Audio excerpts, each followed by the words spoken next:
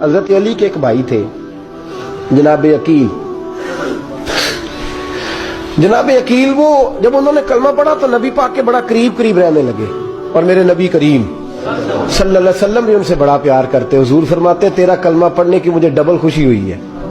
یا رسول اللہ کس طرح؟ فرمایا ایک میرا تو صحابی بنا ہے، دوسرا تو میرا بھائی تھا مسلمان ہو گیا۔ حضور بڑا پیار کرتے۔ اب یہ محبت جو ہوتی ہے نا، اس میں دوڑ بھی لگتی ہے اور یہ بری نہیں ہوتی، یہ دوڑ بڑی اچھی ہوتی ہے۔ حضرت عقیل اب قریب رہنے لگے۔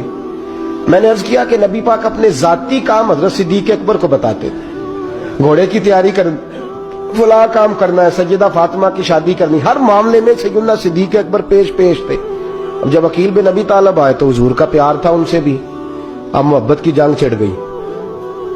اب جناب عقیل کہتے ہیں میں کہنے لگا یار یہ کہیں پیچھے ہوتا ہی نہیں، ہر معاملے میں اسے پیچھے بٹھاؤ بھی تو آگے آ جاتا ہے، اس نے کیا کمال کر دیا ہے۔ کہتے ہیں آہستہ آہستہ نا میں جوان تھا، ابھی نوجوانی کا عالم تھا، تو وہ خاص پہلو میں سمجھنے سے ابھی قاصر تھا۔ توجہ ہے آپ کی؟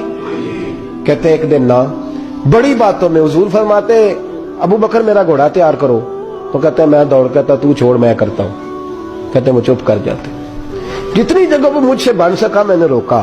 حضرت صدیق اکبر بولے، کہتے ہیں ایک دن نا مسجد کی پہلی صف میں بیٹھا تھا، میں نے پچھلے جمعے بھی کہا تھا اگے ہو بوے جگہ پہلو آئے، یہ حکم ہے نا حدیث میں، پہلے آئے اور آگے بیٹھ جائے، گدنے پھلانگنے سے منع کیا۔ کہتے ہیں ابو بکر صدیق، توجہ ہے آپ کی، ان کی عادت تھی کہ جمعے والے دن مسجد کی صفائی کرتے اور صفائی کر کے سب سے آگے بیٹھ جاتے، بات ذرا میں نے قریب ہو کے سن دی، پاس بیٹھ جاتے۔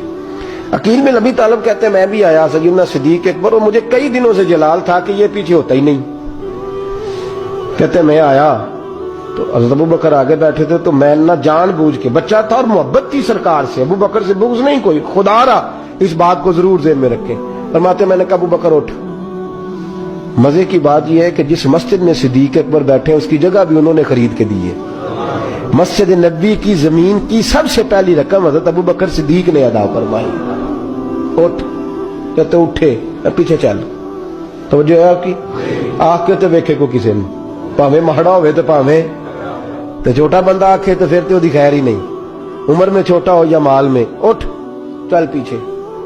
اللہ اکبر۔ حضرت علی دیکھ رہے تھے، کہتے ہیں سیدنا صدیق اکبر اٹھے، پچھلی صف میں، پھر اس سے پچھلی صف میں، پھر اس سے پچھلی صف میں، 7ویں صف میں پہنچ گئے اور وہاں ہاتھ باندھ دیے، کہنے لگے شہزادے اجازت دے تو یہاں بیٹھ جاؤں، تو رسول اللہ کا خاندان ہے، اجازت دے تو یہاں بیٹھ جاؤں۔ حضرت عقیل کہتے ہیں بیٹھ جاؤ۔